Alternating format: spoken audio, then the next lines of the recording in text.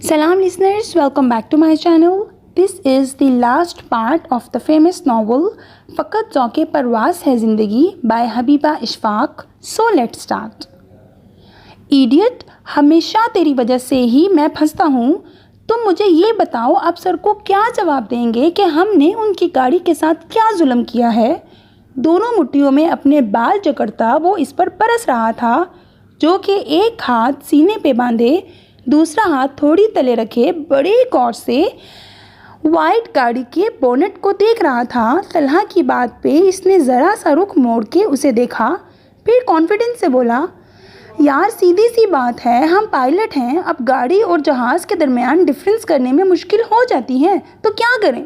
वो कंधे उचकाता हुआ बोला. तलहा का दिल किया अपना सर सामने बेहाल खड़ी गाड़ी के बोनट पर दे मारे. इस दफ़ा जासिम सर तेरा ऐसा इलाज करेंगे कि तू वाकई जेट और गाड़ी में फ़र्क भूल जाएगा. वो इसे वार्न कर रहा था. तेरा तो जो होगा वो होगा, मुझे तो अपनी टेंशन पड़ी है, मैं तो बेमौत मारा जाऊंगा.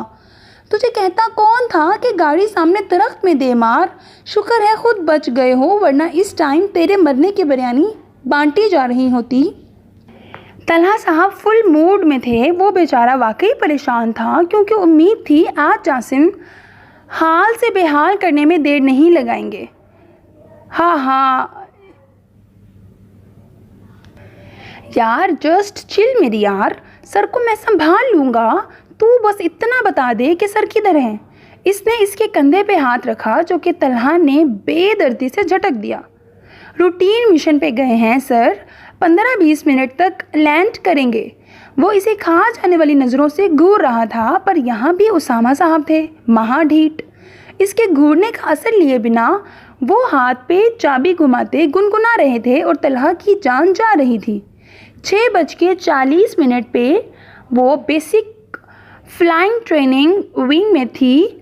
क्लास में तकरीबन 50 के करीब कैडेट्स थे. तमाम ही कोरऑल में मलबूस थे.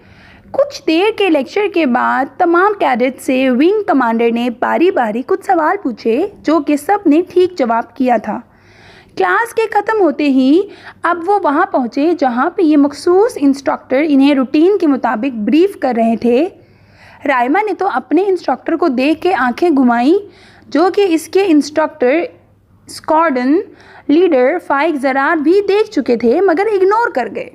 उन्होंने कुछ देर ब्रीफ किया. बाद में वो SLE सेक्शन में थे, जहाँ पे उन्होंने कोर ऑल के ऊपर पैराशूट बैग पहना, इसके स्ट्रिप्स वगैरह लगाए और डेजिग्नेटेड हेलमेट पहना.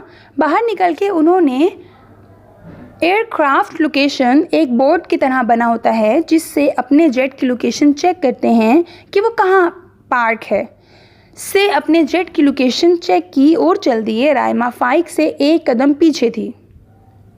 Cadet Raima, you are doing very well, माशाल्लाह. उम्मीद है कि आप एयरफोर्स में अपना एक नाम बनाएंगी.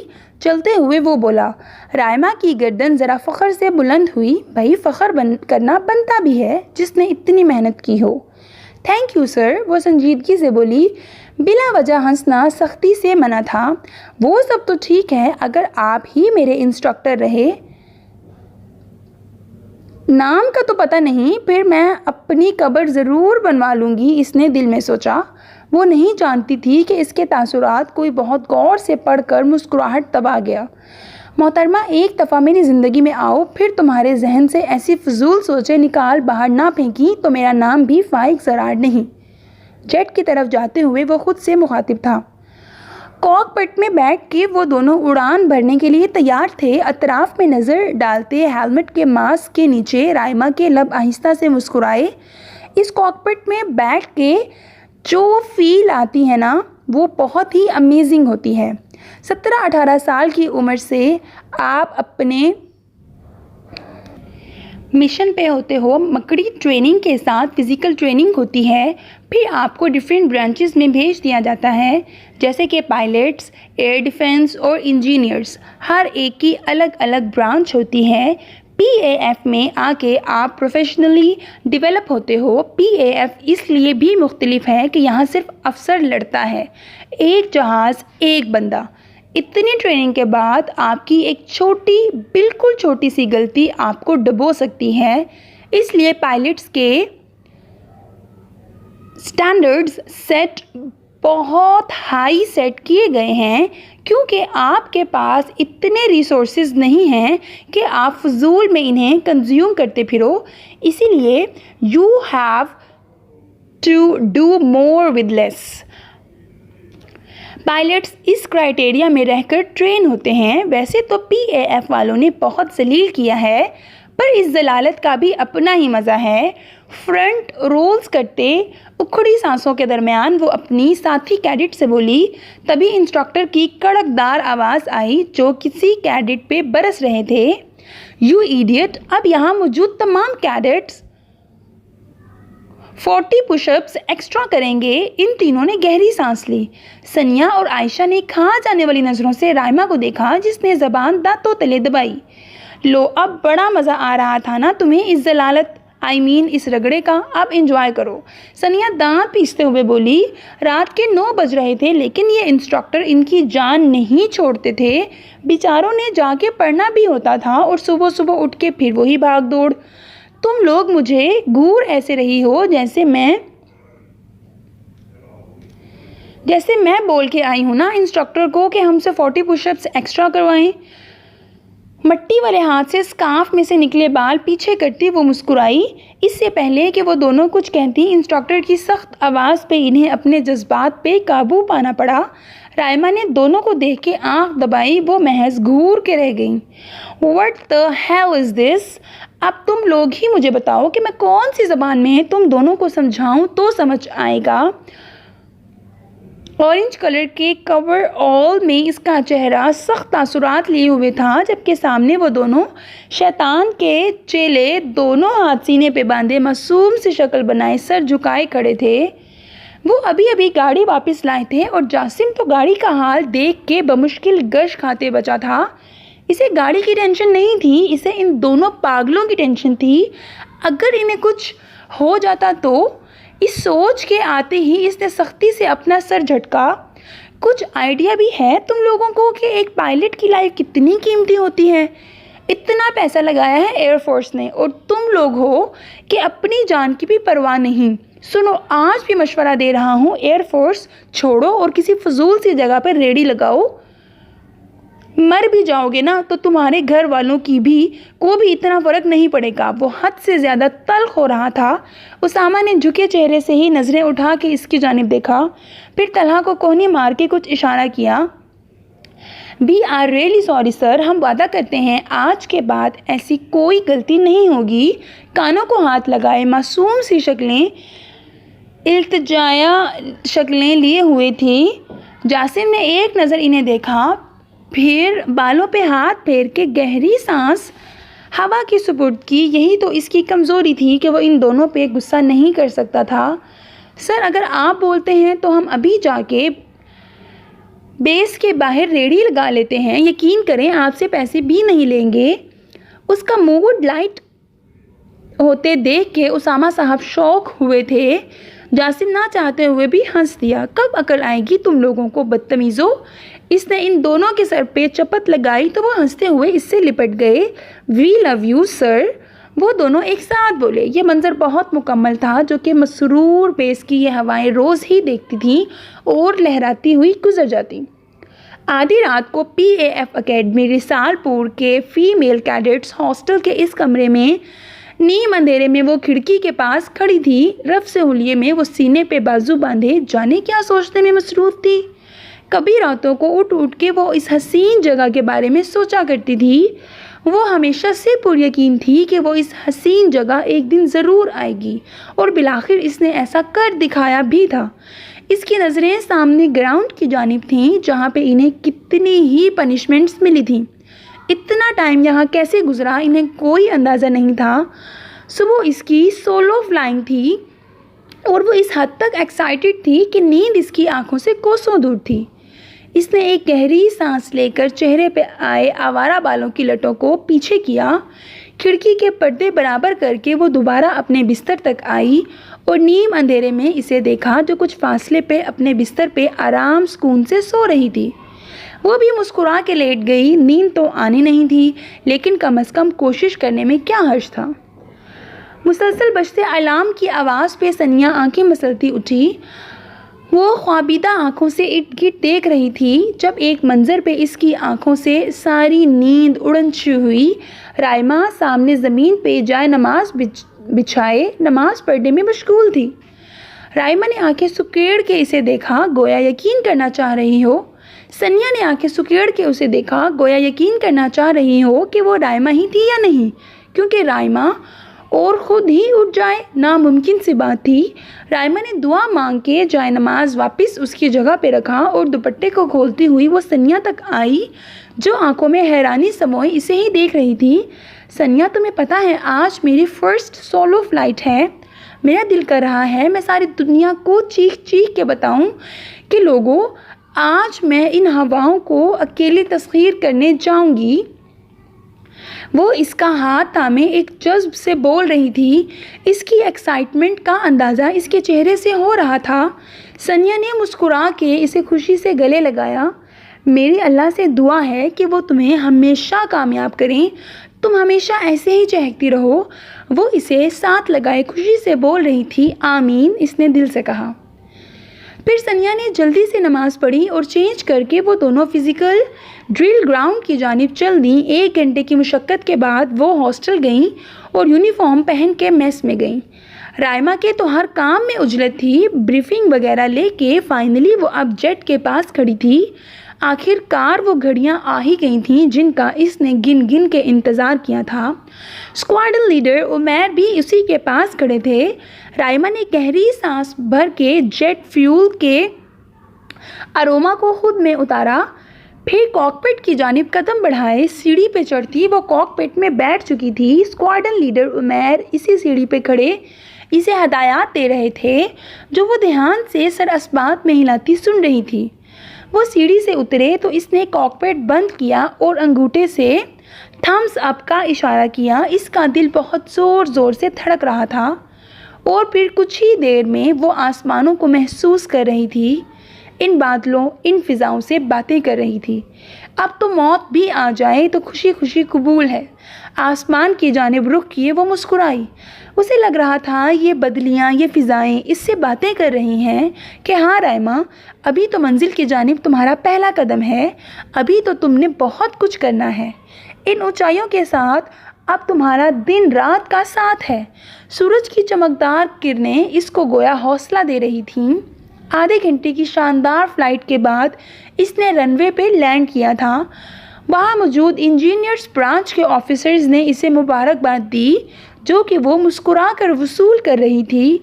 अब इसका रुख हॉस्टल की जानिब था। आज तो सब कुछ नया नया और ख़ूबसूरत लग रहा था।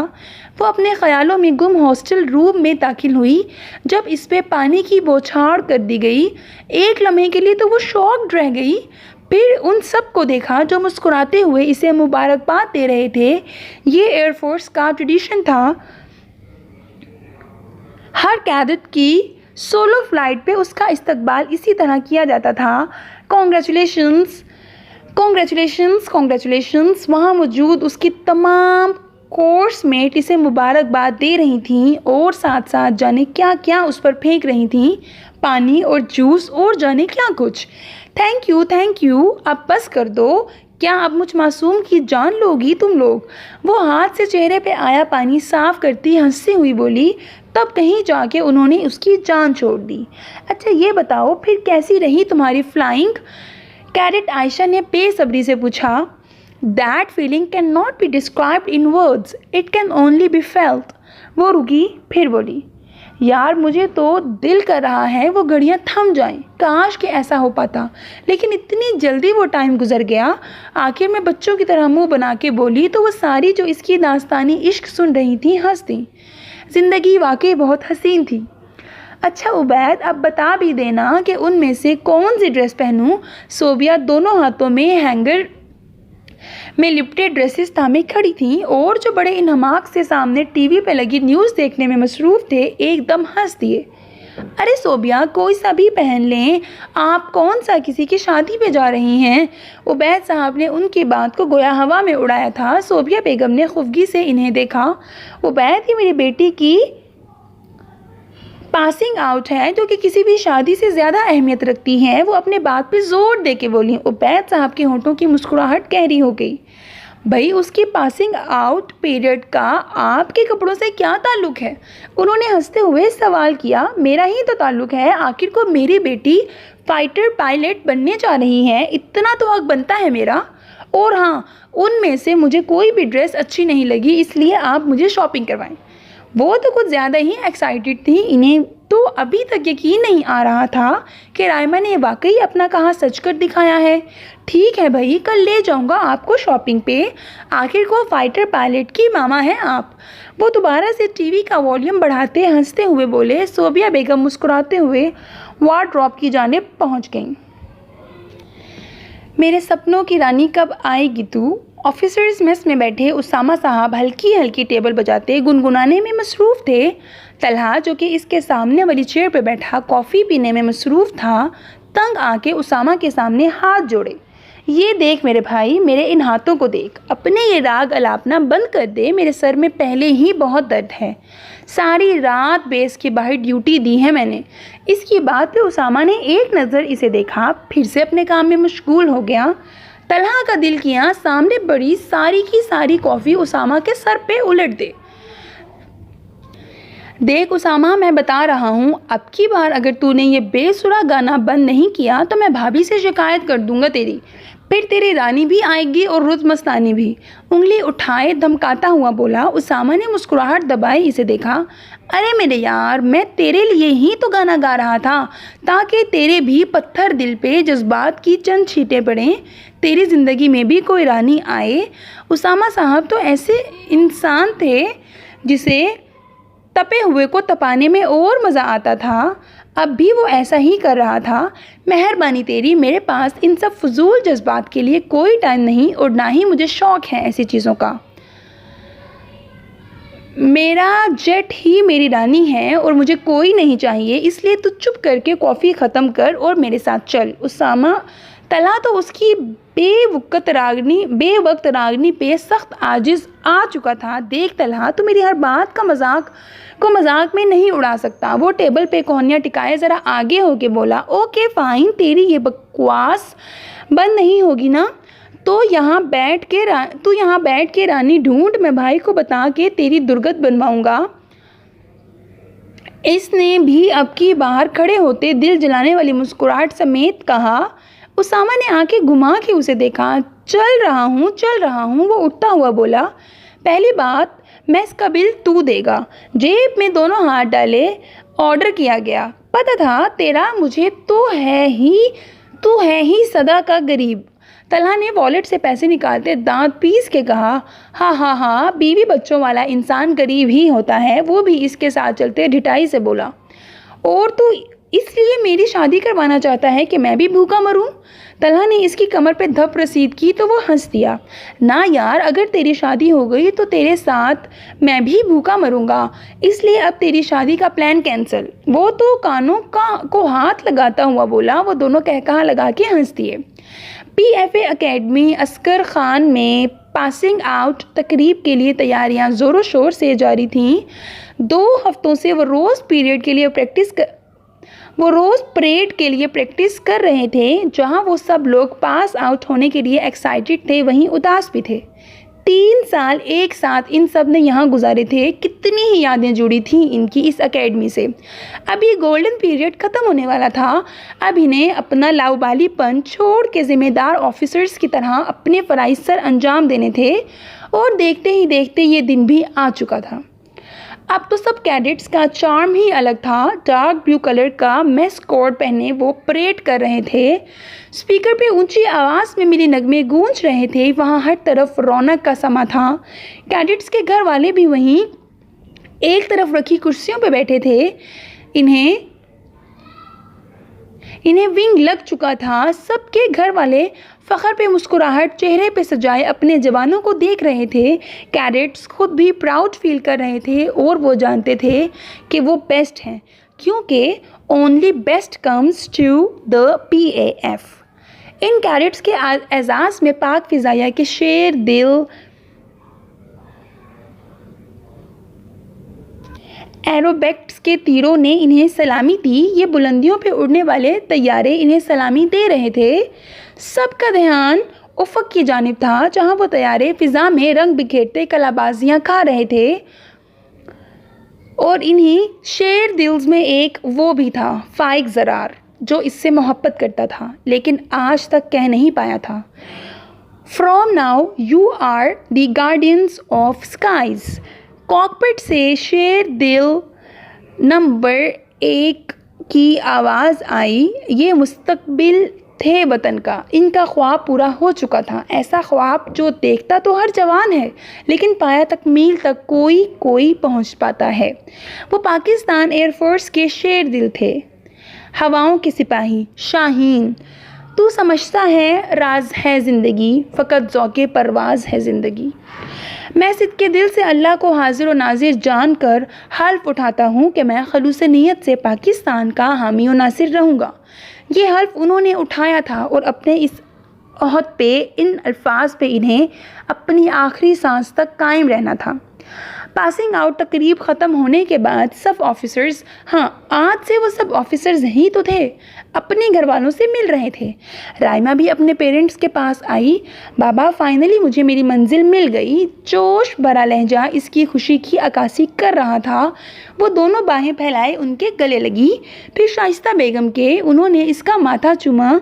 आज उन्हें राइमा पे इतना प्यार आ रहा था कि हद नहीं थी।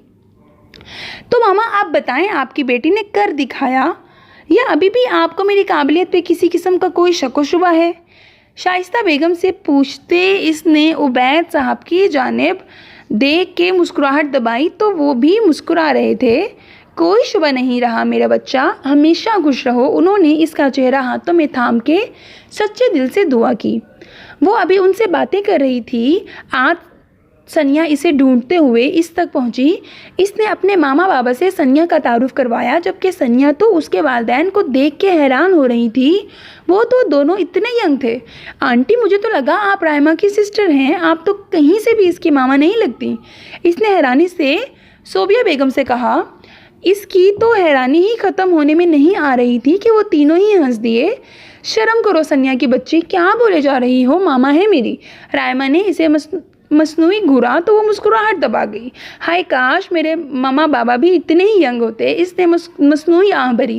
राइमा की तो हंसी ही बंद नहीं हो रही थी उसकी ऑल फॉल बातों पे। तो बेटा हम भी आपके मामा बाबा हैं। उबैद साहब ने शफकत से इसके सर पे हाथ रखा तो वो तशक्कुर से मुस्कुरा दी। Thank you so much uncle, तुम इधर मेरे साथ आओ, तुम्हें किसी से मिलवाना है। अंकल आंटी हम अभी आते हैं। वो इसे अपने साथ घसीटती हुई ले गई। अरे अरे रुको पागल, किधर घसीट रही हो मुझे? वो इसके साथ तकरीबन भाग रही थी। अरे चुप करो, पहले मामा बाबा और चचा चची से मिलवाती हूँ, फिर किसी स्पेशल वन से मिलवाना है। वो इसे अपने साथ ले गई और अपने घर वालों से इसका तारुफ करवाने लगी। राइमा को भी इसके मामा बाबा और चचा चची बहुत अच्छे लगे थे। उन्होंने बहुत प्यार से इससे बात की थी। फिर सनिया इसे कुछ फासले पे खड़े फ़ाइक और जासिम की जानिब ले जाने लगी। अगर तेरा इरादा फ़ाइक सर से मिलवाने का है तो बहुत मेहरबानी, मुझे नहीं मिलना उनसे। वो उसके हाथ से अपना हाथ छुड़ाती आहिस्ता आवाज़ में बोली। ये आहिस्ता आवाज़ भी फ़ाइक के कानों तक पहुंच चुकी थी क्योंकि वो इनके बिल्कुल पास पहुंच चुके थे। मजबूरन इसे फ़ाइक को सलाम करना पड़ा, जबकि वो जासिम के से बहुत खुशगवार अंदाज में मिली थी।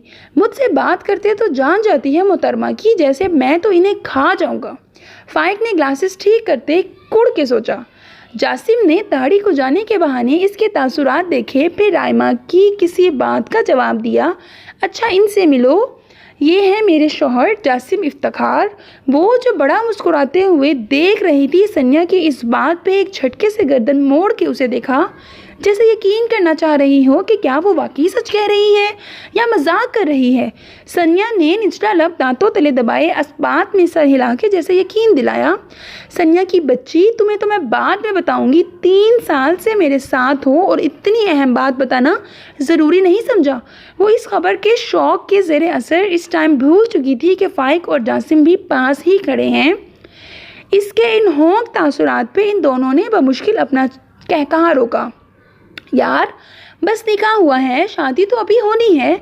तो मैं इसलिए बता रही हूँ कि तुमने पूरा 1 माह पहले हमारे घर आ जाना है। सनिया ने इसे ज़रा रिलैक्स करना चाहा। मैं तो नहीं आ रही तुम्हारी शादी पे, तुमने मुझे बताया ही नहीं। वो सीने पे हाथ बांध के मुंह मोड़े खड़ी हो गई। हाँ, इतना गुस्सा।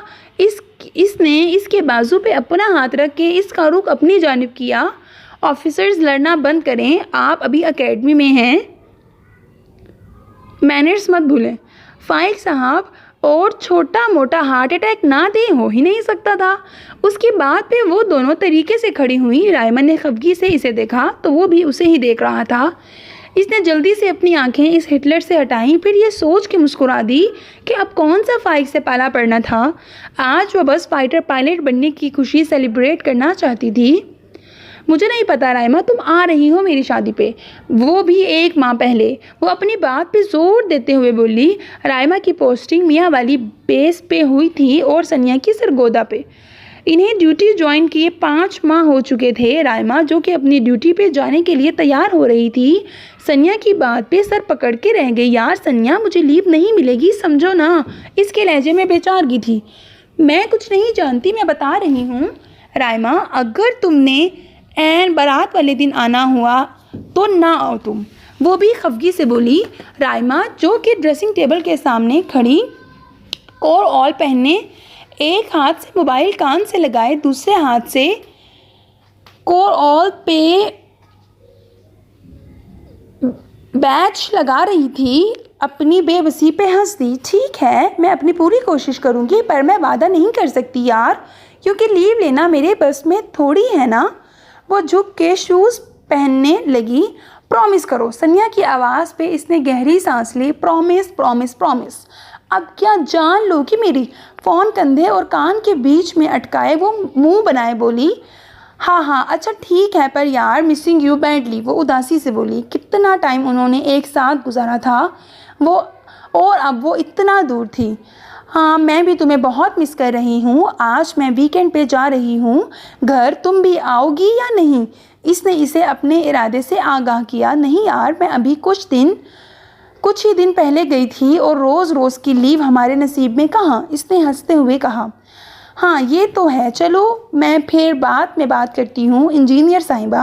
वो स्कार्फ बांध रही थी अब। ओके, अल्लाह हाफिज़ फाइटर पायलट साहिबा। वो भी इसी तरह बोली तो इसने मुस्कुराते हुए कॉल बंद कर दी। अब इसे जल्दी से ड्यूटी पे पहुँचना था। बाबा चले ना, पहले आपकी शॉपिंग करते हैं, बाद में मेरी और मामा की करेंगे। वो घर आई हुई थी, अब अपने बाबा के साथ मॉल में शॉपिंग करने आई हुई थी। सुनहरी आँखें, लाइट ब्राउन लेयर्स में कटे बाल जो इस टाइम कंधों पे बिखरे हुए थे, नाजुक से सुर्ख होंठ, गुलाबी आरेज, ब्लू कलर की जीन्स पे ब्लैक कलर के सिंपल लॉन्ग टखनों तक आती कमीज़, पैरों में ब्लैक कलर की नफीस सी चप्पल पहने, गले में ब्लैक कलर का स्कार्फ मफलर की तरह लिए, अपने बाबा के बाजू में बाजू डाले, वो चलते हुए एक नाजुक सी गुड़िया ही लग रही थी। मेरी गुड़िया, पहले आपकी शॉपिंग करते हैं, मैं बाद में कर लूँगा।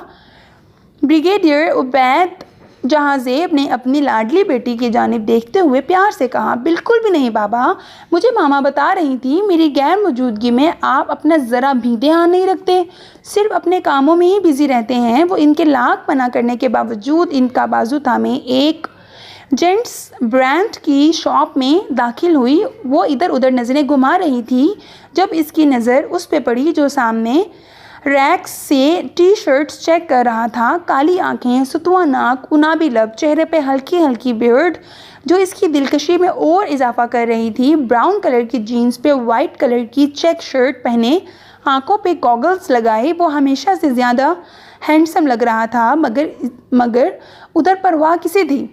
ओ खुदाया, इसने एकदम से बाप के सीने में मुंह छुपाया। वो इसके रिएक्शन पे हैरान हुए। क्या हुआ मेरी जान।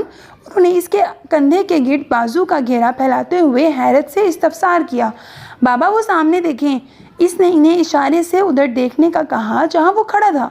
उन्होंने एक नज़र उसे देखा। उसकी इनकी जानिब पुश थी, इसलिए वो उसका चेहरा नहीं देख पाए थे। फिर अपनी लाडली की तरफ देखा। क्या हुआ बाबा की जान, इसने कुछ कहा है क्या? इन्हें एकदम से गुस्सा आया था। भला कोई उनकी बेटी को कुछ बोल के तो दिखाए। नहीं बाबा, वो हमारे सीनियर हैं, स्क्वाड्रन लीडर फाइक ज़रार, हिटलर हैं पूरे किस्म के। इसने सरगोशी के से अंदाज में कहा तो वो मुस्कुरा पड़े। तो मेरी गुड़िया, इसमें घबराने वाली क्या बात है? आपको तो उनसे सलाम लेनी चाहिए। चलो आओ, शाबाश। नो बाबा, वो मेरी जान निकाल देंगे। मैं इस टाइम यूनिफॉर्म में नहीं हूँ, हिजाब में नहीं हूँ। वो कहना ये चाहती थी पर यूनिफॉर्म का कह दिया।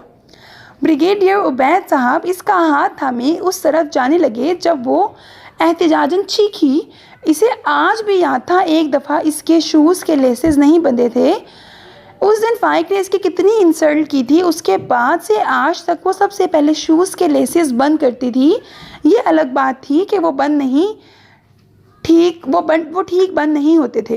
बेटा क्या हो गया है? आप इस टाइम ड्यूटी पर नहीं हो, इसलिए घबराओ नहीं और चुपचाप मेरे साथ चलो। उन्होंने इस दफ़ा ज़रा डपटने वाले अंदाज में कहा तो वो मुंह बनाती उनके पीछे चल पड़ी। अस्सलाम वालेकुम बेटा, उन्होंने उसके पास जाके कहा तो वो जो अपने ध्यान में शर्ट चेक कर रहा था, इस आवाज़ पे चौंक के मुड़ा और सामने देखा जहाँ रोबदार से अंकल उसे ही देख रहे थे। वालेकुम सलाम। सॉरी सर, मैंने शायद आपको पहचाना नहीं, वो खजालत से कहता हुआ उनकी जानिब देखने लगा। बेटा, मैं ब्रिगेडियर उबैद जहांज़ेब हूँ। इससे पहले कि वो कुछ और भी कहते, फाइक ने जल्दी से उनसे मुसाफिहा किया। वो इसके अंदाज पे मुस्कुरा पड़े। सर, आप मुझे जानते हैं? इसने हैरत से पूछा। बेटा जी, मैं तो नहीं जानता था, लेकिन मेरी बेटी बता रही थी कि आप उसके सीनियर हैं। उन्होंने साथ ही अपने पीछे खड़ी रायमा का हाथ थाम के सामने किया और वो तो इसे यहाँ देख के ही हैरान रह गया था। वो इतनी हसीन थी। रुमैसा ने डरते डरते उसे देखा। रायमा ने डरते डरते उसे देखा जो उसे ही हैरत से देख रहा था। अस्सलाम वालेकुम सर। इसे कुछ समझ ना आई तो जल्दी से बुलंद आवाज़ में कहते ज़ोरों शोर से इसे सल्यूट किया। हाय रायमा, तुम्हारी मासूमियत। कई लोगों की हैरान नज़र इस लड़की की तरफ उठी थी। उबैद साहब ने हैरानी से इसका बिहेवियर देखा, जबकि फाइक ने बमुश्किल अपने कहकहे का गला घोंटा था। वालेकुम सलाम फ्लाइंग ऑफिसर रायमा उबैद साहिबा। इसने भी इसी अंदाज में जवाब दिया। फिर बोला, डोंट बी फॉर्मल रायमा, आप ड्यूटी पे नहीं हैं। वो मुस्कुराते हुए इसे ही देख रहा था। रायमा को भी एहसास हुआ कि ये तो पब्लिक प्लेस है। उफ़, एक तो इस हिटलर के सामने मुझे उल्टे काम ही सोचते हैं। इसने कोफ्त से सोचा। सॉरी सर, असल में कोई ऐसा दिन नहीं गुजरा जब आपको सल्यूट ना किया हो, तो इसीलिए। वो बमुश्किल मुस्कुराते हुए शर्मिंदगी से बोली। फाइक को इस पे से नज़रें हटाना मुश्किल हो रहा था, लेकिन उबैद साहब का ख्याल करके वो निगाह फेर गया। इट्स ओके मिस, हो जाता है कभी कभी ऐसा। इसने हाथ उठा के रसानियत से कहते इसे गोया शर्मिंदगी से निकालना चाहा। चलें बाबा, अब चलते हैं।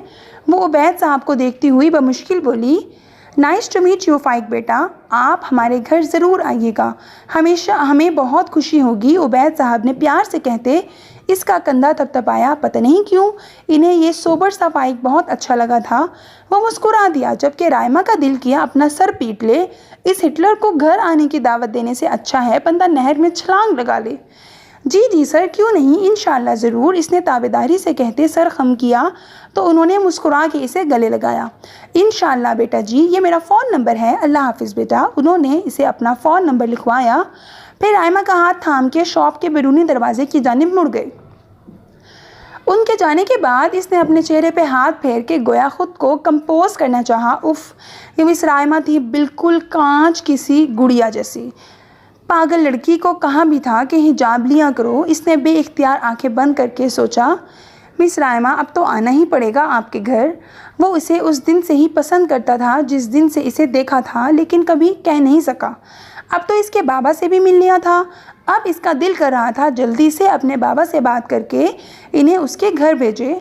वो इसके एक्सप्रेशन याद करके हल्का सा हंसा, फिर खुद ही बैरूनी दरवाजे की जानिब बढ़ गया, क्योंकि इस दफ़ा जाने से पहले वो इसे अपने नाम करना चाहता था। पासिंग आउट के बाद कुछ अरसे तक ऑफिसर्स को शादी की परमिशन नहीं होती। मुझे चूँकि नावल ख़त्म करना है, इसलिए लिख रही हूँ। और अगला ही दिन राइमा की ज़िंदगी का सबसे शौक वाला दिन था। वो अपने रूम में सोई हुई थी जब शाइस्ता ने इसे जगा के जल्दी से तैयार होके बाहर आने को कहा। वो तैयार होके लाउंज में आई तो हैरानी से सामने का मंजर देखा, जहाँ मौजूद सोफ़ों पे सनिया की मामा, बाबा, चचा, चच्ची और जासिम बैठे हुए थे। राइमा को कुछ अजीब सा लगा, फिर मुस्कुरा के उनसे सलाम किया। सनिया की मामा ने इसे अपने पास बिठा के इसके माथे पर प्यार किया, फिर इसके हाथ पे कुछ पैसे रखे। इसने अजीब सी नज़रों से इन्हें देखा, फिर अपनी मामा और बाबा को। वो दोनों ही बहुत एक्साइटेड नज़र आ रहे थे। राइमा का दिल किसी अनहोनी की पेश गोई कर रहा था, पर वो समझ नहीं पा रही थी। उनके जाते ही वो सोबिया बेगम के सर हो ली। मामा, व्हाट इज़ दिस? आंटी, मुझे क्यों इतने सारे पैसे दे के गई हैं और आपने उन्हें मना क्यों नहीं किया? सोबिया बेगम जो टेबल समेट रही थी, इसकी हैरान सी आवाज़ पे चौंकी, फिर अपने काम में लग गई। मैं क्यों मना करती, अपने होने वाली बहू को दे के गई हैं। उन्होंने कंधे उचकाते नॉर्मल से अंदाज में बताया, जबकि राइमा पे तो हैरतों के पहाड़ टूटे। व्हाट डू यू मीन मामा? कौन सी बहू, कैसी बहू? बात क्या है, मुझे साफ साफ बताएं, वरना मेरा दिल रुक जाएगा। इसका दिल जो किसी अनहोनी की पेश गोई कर रहा था, वो बेकार नहीं थी। वो अपने बेटे फाइक का प्रपोज़ल लेके आए थे तुम्हारे लिए। तुम तो जानती होगी उसे, जासिम बता रहा था एकेडमी में तुम्हारा इंस्ट्रक्टर रह चुका है। वो बात कर रही थी और राइमा की नज़रों के सामने जैसे ज़मीन व आसमान मिल रहे थे। इसने शाकी नज़रों से उबैद साहब को देखा। वो इनके जानिब ही मतवज्जा थे। बाबा, ये मामा क्या कह रही हैं? और आपने मुझसे पूछना तो दूर की बात, बताना तक भी गवारा नहीं किया। सदमा इसकी आवाज़ से वाज़ेह था। उबैद साहब ने आगे बढ़कर इसे अपने साथ लगाया।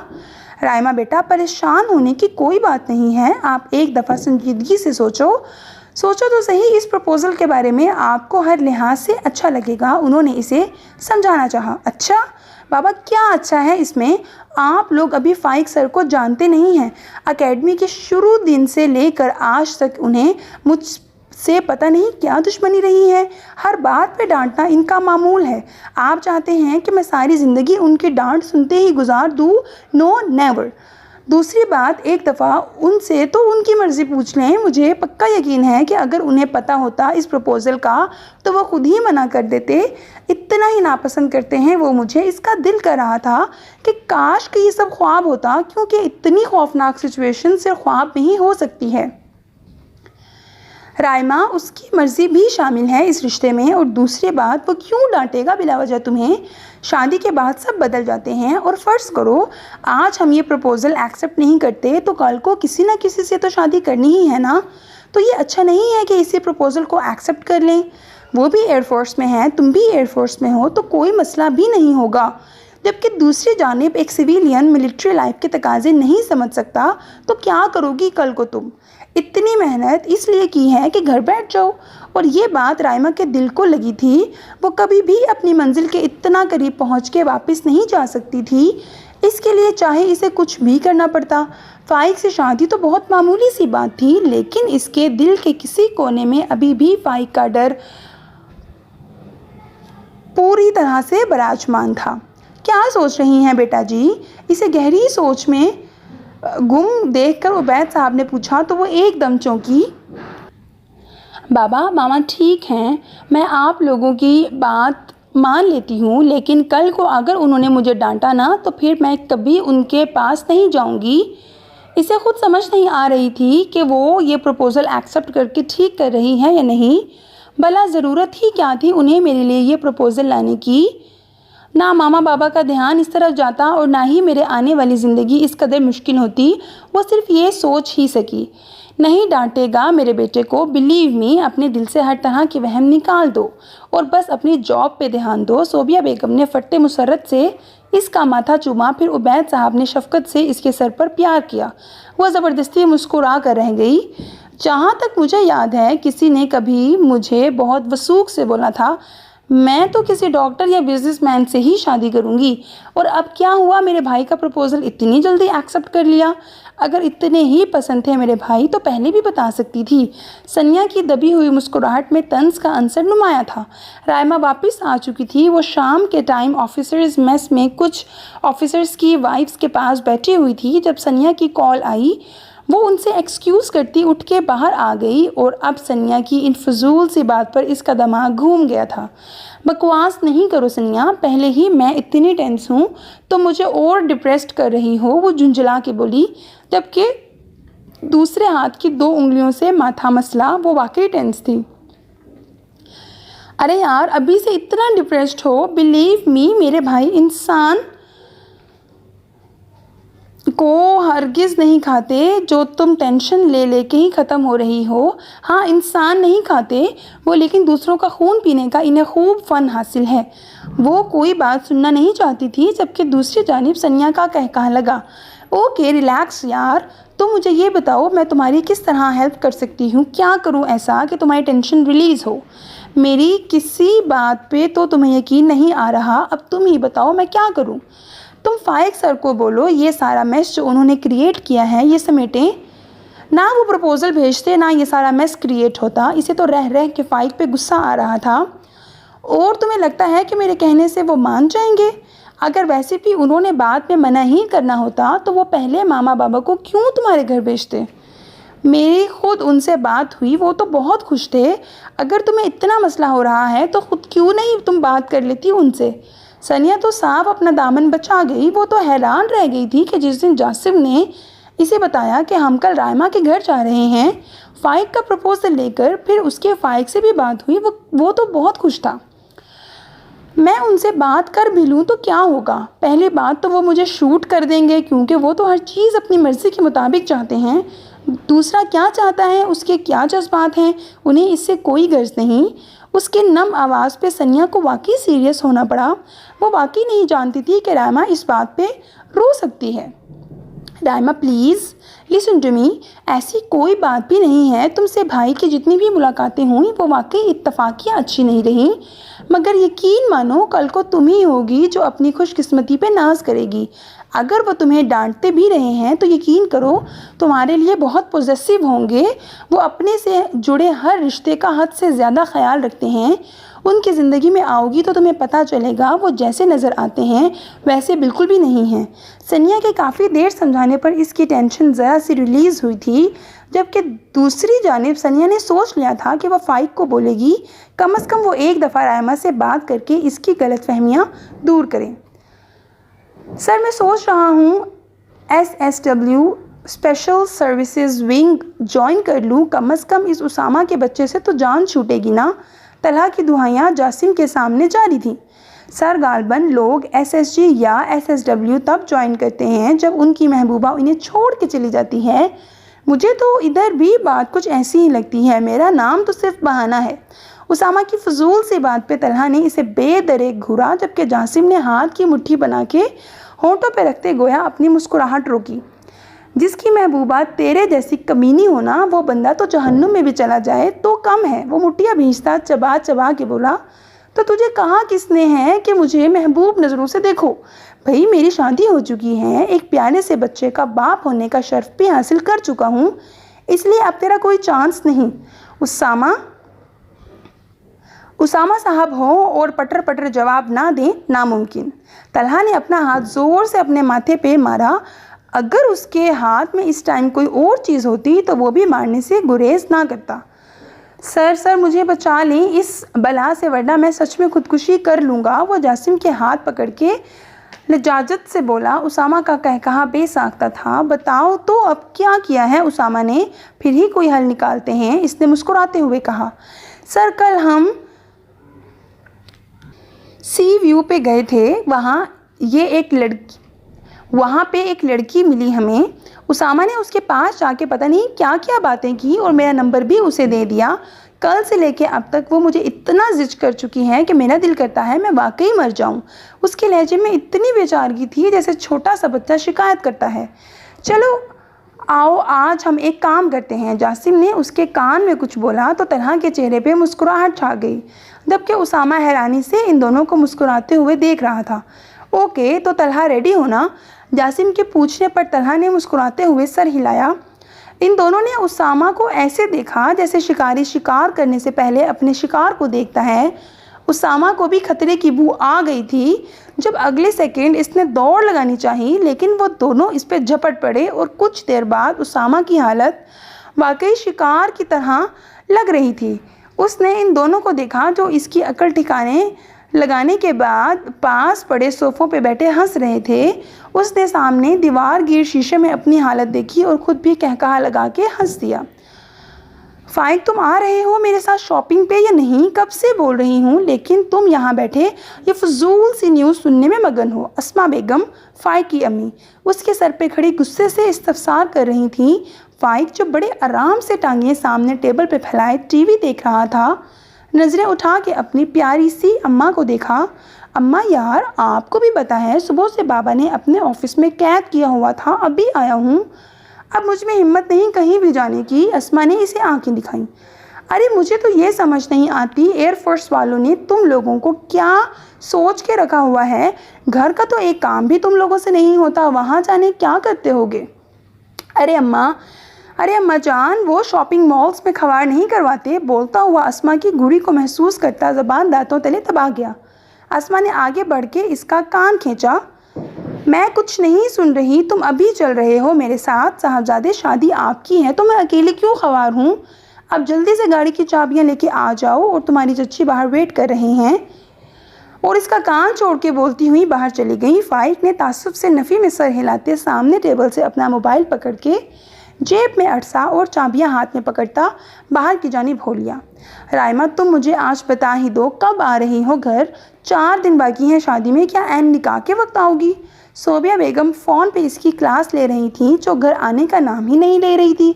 अरे मम्मा, कूल डाउन, आ जाऊंगी, अभी 4 दिन है शादी में। वो कंधे उचकाती लापरवाही से बोली। इसकी यही लापरवाही तो सोबिया बेगम को तैश दिलाती थी। राइमा, तुम इतनी लापरवाह कैसे हो सकती हो?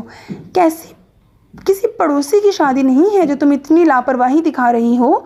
ये तुम्हारी अपनी शादी है। बताओ, कल आ रही हो या फिर तुम्हारे बाबा को भेजूं तुम्हें लेने? वो 2 टोक लहजे में बोली। राइमा ने 2 उंगलियों से अपना माथा मसला। मामा, जैसे ही लीव अप्रूव हो जाएगी मैं उसी टाइम आ जाऊंगी, आई प्रॉमिस। आप भी तो समझे ना, मजबूरी है मेरी। सनिया भी तो लोग हैं ना, वो भी तो आ चुके हैं। कल शाम के जासिम भी आज रात आ जाएगा। एक मेरी औलाद ही निकम्मी है, वो तो ठीक ठाक उड़ रही थी।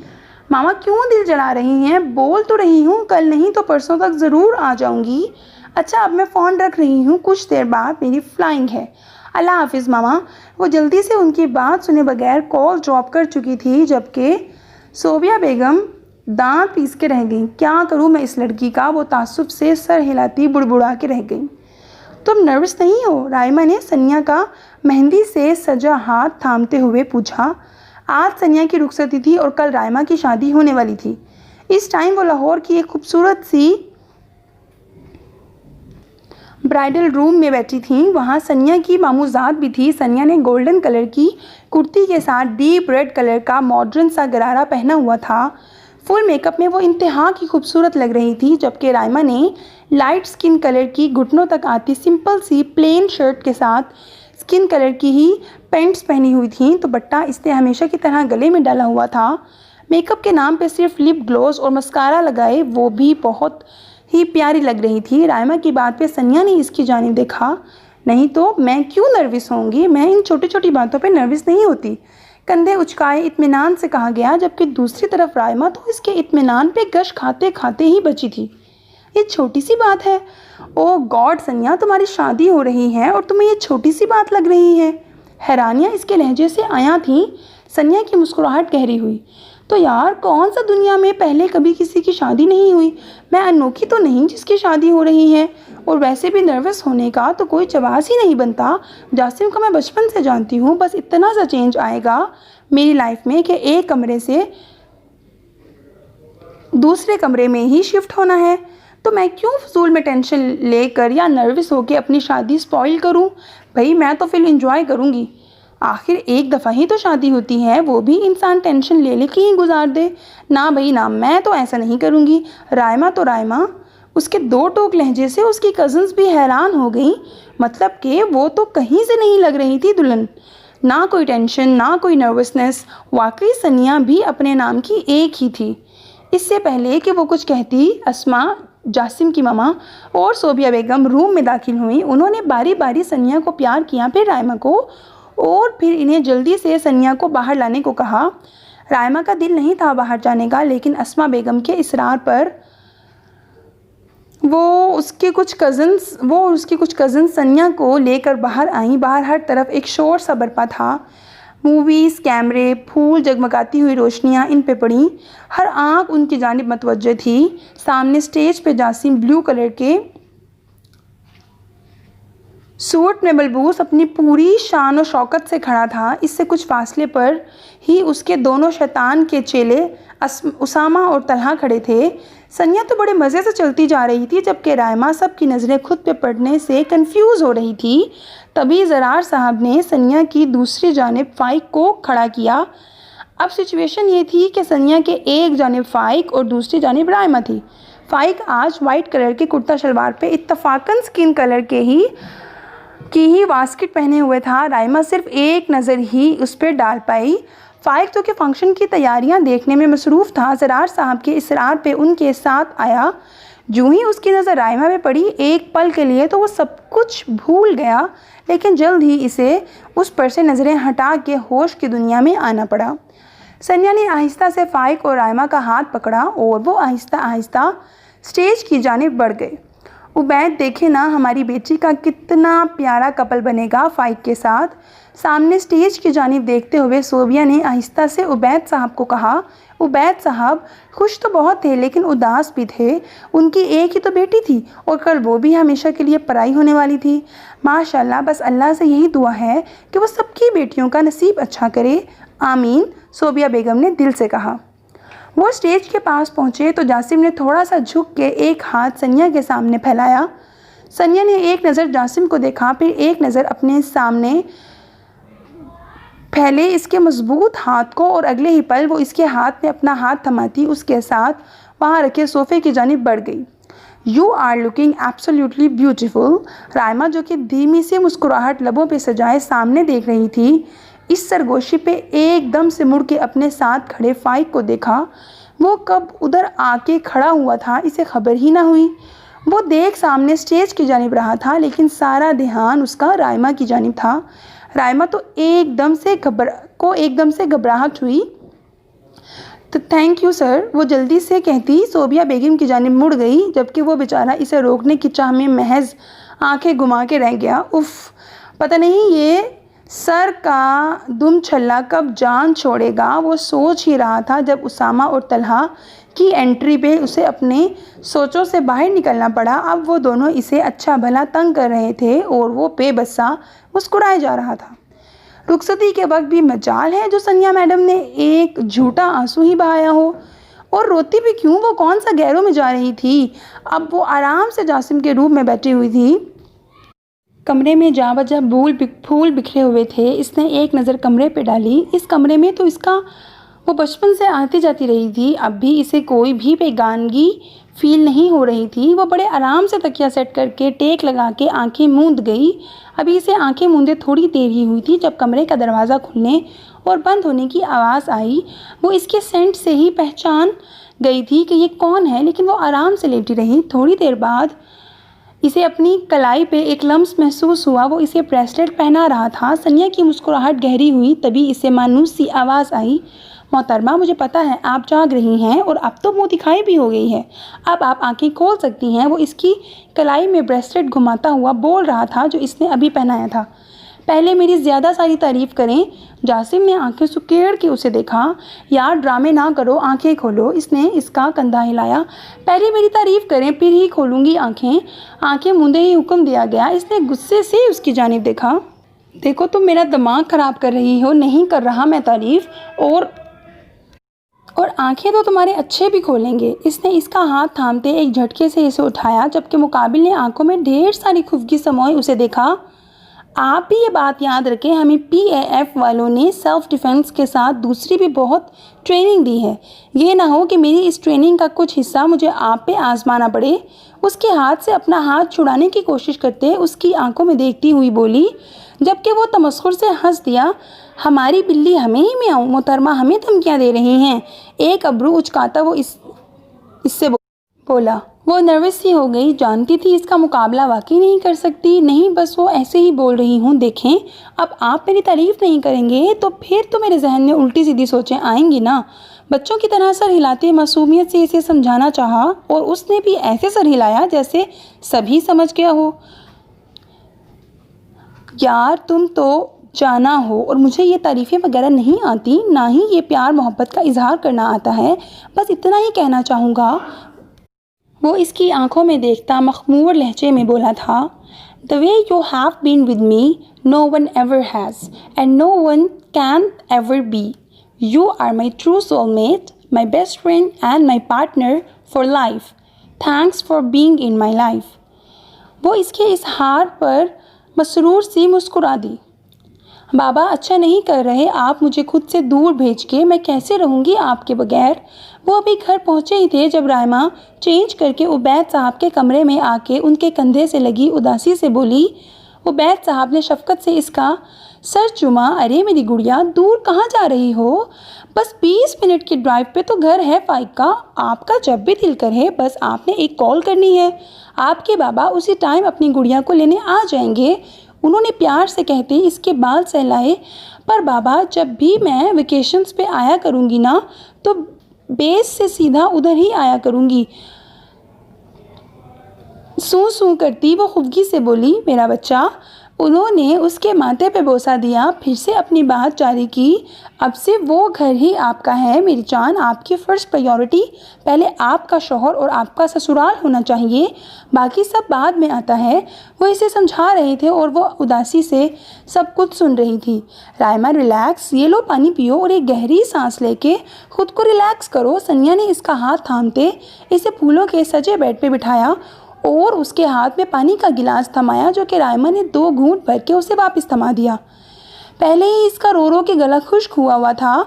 आज उसकी शादी थी और रुखसती के वक्त वो खुद इतना रोई कि बाकी सबको भी रुला दिया। रोने वालों में सनिया भी शामिल थी, जो अपनी रुखसती पर ज़रा भी नहीं रोई थी और आज वो भी रो रही थी।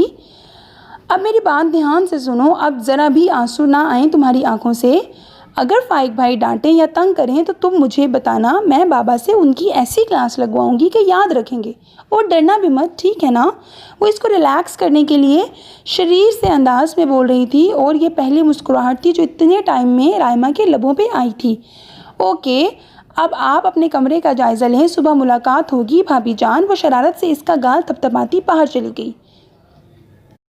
उसके जाने के बाद दिल पे हाथ रख के गोया रायमा धड़कनों को एतदाल पे लाना चाह रही थी। फिर सीधा होके इसने कमरे का जायज़ा लिया।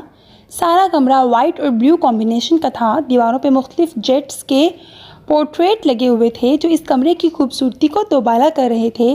इसकी नज़रें जैसे ही सामने दीवार पे पड़ी, इसने आंखें सुकेड़ी। फिर अपना लहंगा संभालती उठकर इस एनलार्ज्ड फ़ोटो के बिल्कुल सामने जाके खड़ी हो गई और अब गौर से इस तस्वीर को देख रही थी, जिसमें फाइक ग्रीन कलर का कवर ऑल पहने, एक हाथ से डेजिग्नेटेड हेलमेट थामे, दूसरा हाथ कमर पे टिकाए एक शान से खड़ा था। और इसके साथ ही JF-17 थंडर अपने पूरे क्रॉफर से, अपनी शान और शौकत से विराजमान था। प्यारी लग रही है ना पिक? पर अब यहाँ पे हम दोनों की ऐसी ही कंबाइंड पिक लगेगी। गंभीर आवाज़ में ये मध्यम सरगोशी जो इसे बिल्कुल अपने पीछे से महसूस हुई, रायमा को अपनी जगह से उछलने पर मजबूर कर गई। इसने पीछे मुड़ के आहिस्ता से नज़रें उठा के देखा तो वो इसे ही देखने में मशगूल था। फाइक जो अभी रूम में आया था, इसकी नज़रें सीधा रायमा की जानिब उठी थी, जो कि तस्वीर को इस कदर इन्हमाक से देख रही थी कि इसकी मौजूदगी भी नोट ना कर सकी। वो आहिस्ता आहिस्ता कदम उठाता बिल्कुल इसके पीछे जाके खड़ा हो गया था और इसके कान में सरगोशी की। वो एकदम से मुड़ी और फाइक तो को मबहूत कर गई थी। वो कितनी प्यारी लग रही थी, रेड ब्लड कलर के लहंगे में मलबूस, फुल ब्राइडल मेकअप किए, नोज़ रिंग इसे कितनी जच रही थी, कोहनियों तक इसके हाथों पे मेहंदी का कितना तेज़ रंग आया था, कलाइयों में सुर्ख और गोल्डन रंग की चूड़ियाँ और हाथों की कुछ उंगलियों में अंगूठियाँ पहने वो कातिल हसीना ही तो लग रही थी, जबकि वो खुद भी बहुत डैशिंग लग रहा था। फाइक ने भारी पलकों तले उसकी सुनहरी आंखों को देखा। उसकी इस तरह देखने पे वो एकदम से नज़रें झुका गई। वो समझ नहीं पा रही थी उसे क्या कहे। इस रिश्ते को एक्सेप्ट करना इसके लिए थोड़ा मुश्किल साबित होने वाला था। अस्सलाम वालेकुम सर। फाइक का सकता टूटा था और दिल किया अपना सर पीट ले, मतलब कि ये लड़की इसे मजबूर करती थी डांटने पर। वालेकुम सलाम, पर मिसेस मैं आपका सर नहीं हूँ, शौहर हूँ, इसलिए अच्छा होगा कि आप मुझे मेरे नाम से ही बुलाएं। माथे पे बल डाले वो कह रहा था। रायमन ने घबराहट से उंगलियां मरोड़ते इसे देखा। वो कम अज़ कम आज के दिन डांट नहीं खाना चाहती थी। Okay sir. जितनी जल्दी और जितनी ताबेदारी से बोली थी, इतनी ही जल्दी इसे ज़बान दांतों तले दबानी पड़ गई, क्योंकि फाइक ने घूर के जो देखा था। आई मीन ठीक है, मैं आपको सर नहीं बोलूँगी अब। वो इसके चमकते शूज़ देख रही थी। फाइक ने एक नज़र इसकी नज़रों के इर्तिकाज़ को देखा, फिर एक नज़र उसे देखते इसका मेहंदी से सजे हाथ अपने हाथ में लिए। चूड़ियों के शोर ने कमरे के माहौल को और फसूखेज़ किया था। राइमा ने एकदम धड़कते दिल के साथ इसके हाथों में मुकीद अपने हाथों को देखा। उसे समझ नहीं आ रही थी वो अपना हाथ छुड़ाए या नहीं। ये जो तुम्हारी सुनहरी आंखें हैं ना, वो इसकी आंखों को अपने हाथों के पूरों से छू रहा था। उन्होंने फाइक ज़रार के दिल की दुनिया बदल दी। इन्हीं आंखों पे मैंने अपना दिल हार दिया और तुम्हें डांटना तो मैं कभी भी नहीं चाहता था, पर मैं अपने दिल की हालत से झुंझला जाता था, तो वो सारी फ्रस्ट्रेशन, सारा गुस्सा तुम पे निकलता था। And I am really sorry for that. Faiq Zarar और माफ़ी मांगे, है ना अजीब कॉम्बिनेशन। ओके सर, प्लीज़ आप सॉरी मत करें। इसे लग रहा था इसका दिल बंद हो जाएगा। घबराहट इसके लहजे से आया थी और इसी घबराहट के ज़ेरे असर वो फिर से उसे सर कह गई। फाइक इसे टोकने की बजाय महज बालों में हाथ चलाता गहरी सांस भर के रह गया। उधर बैठो, 1 मिनट। वो इसका हाथ पकड़ के इसे बेड पे बिठाता खुद भी उसके सामने बैठ गया और ड्रेसिंग टेबल की दराज से कोई चीज़ निकाली। राइमा ने देखा तो इसके हाथ में F-16 का एक छोटा सा मॉडल था, पर वो बिल्कुल असली लग रहा था। इसने इसकी कॉकपिट को खोला तो अंदर से एक खूबसूरत सी अंगूठी बरामद हुई। राइमा का दिल अंगूठी पे नहीं बल्कि इस मॉडल पे आ गया था। मैंने सोचा एयरफोर्स वाले हैं, थोड़ा एयरफोर्स के तरीके से रोनमाई करें। वो मॉडल टेबल पे रखता, हल्का सा हंसा और उसका हाथ पकड़ के अंगूठी उसमें पहनाई। I just want to make you happy because you are the reason that I am so happy. I am in love with your eyes. I am in love with your smile. I am in love with your voice. And I am in love with you, prettiest. I want to hold your hand, laugh at your jokes, walk by your side. I want to spend the rest of my life loving you. Don't ever forget how special you are to me today and every day of the year.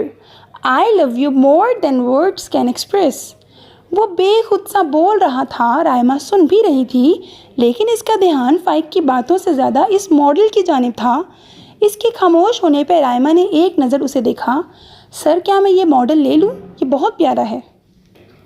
उफ़ राइमा, उफ़, तुम जैसा बेवकूफ़ कौन होगा। वो अपनी बेताबियाँ बता रहा था, अपने प्यार का इजहार कर रहा था, और वो मोहतरमा तो F-16 के मॉडल की पड़ गई थी। फाइक ने बेहद बेजारगी से उसकी जानिब देखा। मिसेस, तुम वाकई साइको हो, या कम अज़ कम आज के दिन तो कम अज़ कम आज के दिन तो बाकी सब भूल के मुझे सुन लो। उसके हाथ में मॉडल थमाता वो तासुब से बोल रहा था। कभी भी नहीं, मैं बाकी सब भूल सकती हूँ, एयरफोर्स को नहीं। सारा खौफ कहीं गायब हो गया था। इस लम्हे वो इसकी आंखों में देख के गुस्से से बोली। फाइक ने उसके कंधों से पकड़ के उसे करीब किया। ओके फाइन, लेकिन एयरफोर्स की यादों में मैं भी तो कहीं ना कहीं रहा हूँ ना, मुझे भी याद रख लो थोड़ा सा प्लीज़। वो सरगोशी के से अंदाज में बोल रहा था, जबकि वो आंखें झुका गई।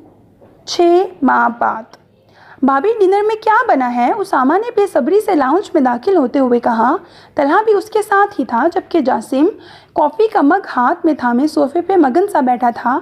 सनिया ने ट्रांसफ़र के लिए अप्लाई किया था, जो कि इसका हो गया था।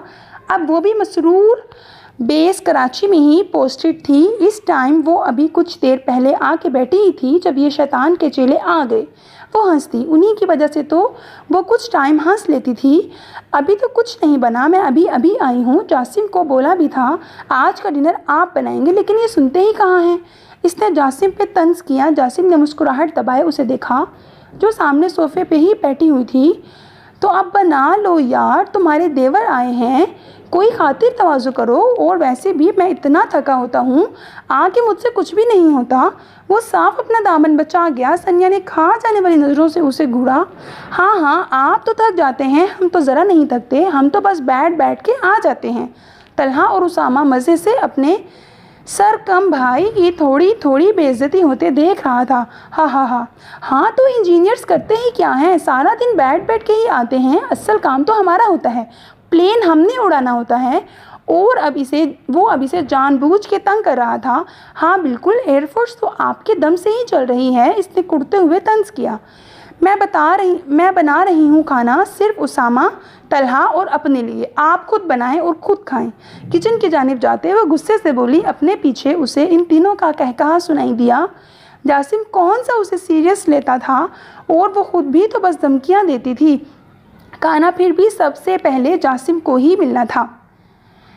जेट लैंड हुआ, कॉकपिट खुला, उसने हेलमेट उतारा और जेट के साथ लगी लोहे की सीढ़ी को थामते हुए उतर गई।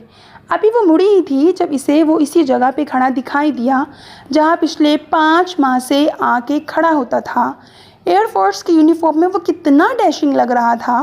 वो मुस्कुराती हुई इसकी जानिब बढ़ी। कैसी थी फ्लाइंग, कोई प्रॉब्लम तो नहीं हुई ना? वो जैसे ही पास पहुंची उसने बेसब्री से उससे पूछा। हाँ हाँ, बहुत अच्छी थी। वैसे मैंने कभी सोचा नहीं था स्क्वाड्रन लीडर फाइक ज़रार इतनी बेसब्री से मेरा इंतज़ार किया करेंगे, इसने हंसते हुए कहा। तो वो भी हंस दिया।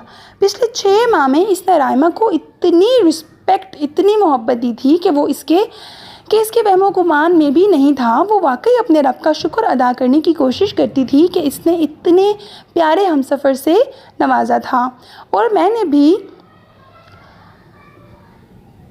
तो जब पहली दफ़ा तुम्हें देखा था तभी सोच लिया था कि भाई ये प्यारी सी सुनहरी आंखों वाली लड़की ही मेरी मिसेस बनेगी। तो देख लो आज तुम्हारे रोने धोने के बावजूद भी अपना बनाया है या नहीं। उसके कदम अब रेजिडेंशियल एरिया की जानिब थे। वो ये सारा फासला रोज़ाना पैदल ही तय करते थे। राइमा ने अपना बाजू उसके बाजू के गिर्द लपेट के अपना सर उसके कंधे पे टिका दिया। Yes, I know that I am blessed with the best. आप मेरी ज़िंदगी का सबसे खूबसूरत तोहफ़ा हैं। अपनी ज़िंदगी का एक पल भी आपके बगैर नहीं सोच सकती, इतने अहम हैं आप मेरे लिए। वो आहिस्ता आहिस्ता बोल रही थी। फाइक ने इसके स्कार्फ से लिपटे सर पे अपने लब रखे, फिर आगे बढ़कर घर का दरवाज़ा खोला। वो दोनों बराबर कदम उठाते घर में दाखिल हुए। राइमा ने स्कार्फ उतार के लाउंज में मौजूद सोफ़े पे रखा और इसका हाथ पकड़ के अपने साथ बिठाया। फाइक जो कि रूम में जाने लगा था, इसने सोफ़े पे बैठते हैरानी से इसे देखा। क्या हुआ, तबीयत तो ठीक है ना? इसने फिक्रमंदी से इसका माथा छुआ। राइमा ने आंखें बंद करके आसपास में सर हिलाया। मुझे आपसे कुछ पूछना है, इसके बोलने पे फाइक ने अबरू उचकाया, गोया पूछा क्या पूछना है? जब भी मैं फ्लाइंग पे जाती हूँ आप इतने टेंस्ड क्यों होते हैं? जब मैं जेट लैंड करती हूँ आपके चेहरे पे आने वाला इत्मीनान दूर से भी देख सकती हूँ। वो उससे पूछ रही थी जो वो कभी भी नहीं बताना चाहता था। उसने एक गहरी सांस ली, फिर थोड़ा सा उसकी जानिब झुका। तुम्हें पता है राइमा, जब मेरी फ़्लाइंग होती है तो मैं बहुत एक्साइटेड होता हूँ, जैसे पहली बार फ्लाइंग करने लगा हूँ। कोई डर नहीं होता। अगर ये मशीन कभी धोखा दे गई तो क्या होगा? इस मुल्क के लिए ही जान जाएगी ना, शहीद ही होगा। लेकिन जब तुम्हारी फ्लाइंग होती है ना तो मेरी जान हलक में अटक जाती है। यार मैं ऐसा सोचना नहीं चाहता, पर ये सोचे मेरा पीछा नहीं छोड़ती, पर मैं तुम्हारे बगैर रह भी तो नहीं सकता। उसे खुद समझ नहीं आ रही थी वो क्या बोल रहा है। अल्फाज पे रब्त से अदा हो रहे थे। वो अपनी कैफियत पे खुद ही झुंझला रहा था। राइमा ने दोनों हाथों से इसका चेहरा अपने हाथों में थाम के उसका रुख अपनी जानिब किया। फाइक, आप तो इतने अच्छे ऑफिसर, इतने सीनियर ऑफिसर हो के ऐसा सोच भी कैसे सकते हैं? आप यही सोचें, अगर मैं एयरफोर्स में ना आती तो आपको कैसे मिलती, फिर मुझसे शादी कैसे करते? शरारत से इसने आंखें घुमाई, लेकिन वो संजीदा रहा। सच कह रही हूँ फाइक, अगर आप मुझे मेरे पैशन से रोकेंगे तो मैं वैसे भी मर जाऊंगी। आप जानते हैं एयरफोर्स में मेरी जान है, तो क्या आप चाहेंगे कि मेरे पैशन से दूरी मुझे मार दे? वो अब संजीदगी से आंखों में सवाल लिए उसे पूछ रही थी। फाइक ने इसके दोनों हाथ अपने हाथों में पकड़े और गुस्से से उसे देखा। ये जो तुम मरने मारने की बातें करती हो ना, यकीन मानो किसी दिन ज़ाया हो जाओगी मेरे हाथों। इसके गुस्से पे वो ज़ोर से हंस दी। डांट लें, अब मुझे आपसे इतना सा भी डर नहीं लगता। इसने हंसते हुए दाएं हाथ के अंगूठे और अंगुश्त शहादत को मिला के चुटकी बनाई। फाइक खुफगी से निगाह फेर गया। अच्छा ओके ना, सॉरी, आइंदा ऐसी कोई बात नहीं करूँगी, पर आप भी प्रॉमिस करें कि आप आइंदा ऐसा कुछ नहीं सोचेंगे। इसने उसके सामने हाथ फैलाया। फाइक ने एक नज़र इसकी शफाफ हथेली को देखा, फिर दोनों हाथ सीने पे बांध के सोफे की पुश्त से टेक लगाई। प्रॉमिस तो नहीं कर रहा, लेकिन कोशिश करूँगा। वो सामने देखता संजीदगी से बोला। राइमा ने मुंह बना के इसे देखा, फिर गुस्से से दोनों बाजू उसके गर्दन में डाल के इसे अपनी जानिब खींचा। ना चाहते हुए भी फाइक हंस दिया। कर रहे हैं प्रॉमिस या नहीं? नहीं नहीं नहीं, वो मुस्कुराहट दबाए कतई अंदाज में बोला। राइमा ने रोहानसी होकर इसे देखा, फिर गुस्से से सोफे से उठ के कमरे की जानिब कदम बढ़ाए और उठते साथ गुस्से का इजहार भी बराबर बोलते हुए कर रही थी। फाइक, आप बहुत तंग करते हैं मुझे, कोई बात नहीं मानते मेरी। आपने इसलिए शादी की थी कि मुझे ऐसे तंग करेंगे? फाइक भी उठ के उसके पीछे हो लिया। वो अब अपनी वॉच उतार के ड्रेसिंग पे रख रही थी। अपने पीछे मौजूद फाइक को बिल्कुल नज़रअंदाज किया गया था। यार जालिम लड़की, किसी और की भी बात सुन लिया करो। अच्छा ना, प्रॉमिस आइंदा ऐसा कुछ नहीं सोचूंगा, क्योंकि मैं जानता हूँ हमारा और आसमान का साथ हमेशा का है, और एक पायलट को अगर ज़मीन तक महदूद कर दिया जाए तो वो वाकई ज़िंदा नहीं रह सकता। इसीलिए तो किसी ने क्या खूब कहा है, समझता है तू राज है ज़िंदगी, फ़कत ज़ौक़े परवाज़ है ज़िंदगी। फ़रेबे नज़र है सकूनो सबात, तड़पता है हर ज़र्राए कायनात। ठहरता नहीं कारवाने वजूद, कि हर लहज़ा है ताज़ा शाने वजूद। समझता है तू राज है ज़िंदगी, फ़कत ज़ौक़े परवाज़ है ज़िंदगी। वो इसे बाहों के हसार में लिए कह रहा था और वो अपना सर इसके सीने पर टकाए इसे सुन रही थी। वो दोनों बने ही इन फ़िज़ाओं को तस्ख़ीर करने, इन हवाओं से बातें करने, इन घटाओं को चीरने के लिए थे, और बेशक वो दोनों इस जुमले की गहराई को दिल में उतारते थे। फ़कत ज़ौक़े परवाज़ है ज़िंदगी। ख़त्म शुद। So guys, this was the end of the novel. If you really like and enjoy my work, then encourage my efforts by liking and subscribing to my channel, and also hit the bell icon for the latest updates. So guys, encourage my efforts. Thank you so much.